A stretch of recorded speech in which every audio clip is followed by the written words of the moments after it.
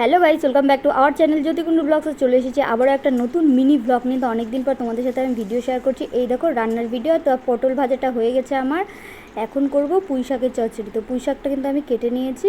দেখো এখন পুঁই শাকটা আলু দিয়ে করব। তো দেখো পুঁই শাকটা মোটামুটি সেদ্ধ হয়ে গেছে। এদিকে আমি ভাত বসিয়ে দিয়েছি, তো ভাতটাও প্রায় হওয়া।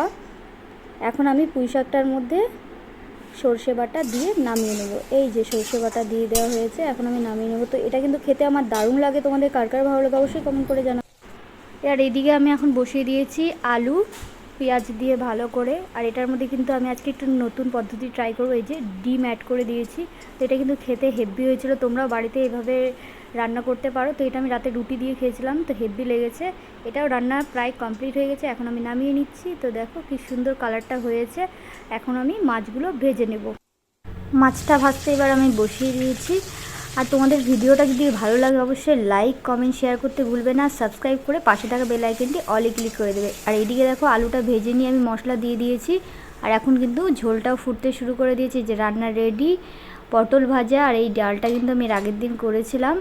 আর এখানে আছে যে পুঁই শাকের চচ্চড়ি।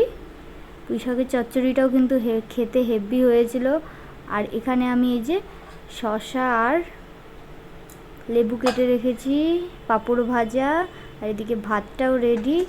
আর মাছটা দেখো আমি তোমাদের দাদাভাইয়ের আমার জন্য বেড়ে নিয়েছি, আর এটা রাতের জন্য রেখে দিয়েছি। টাটা, দেখা হচ্ছে নতুন কোনো ভিডিওতে। তোমরা সকলেই ভালো থেকো, সুস্থ থেকো।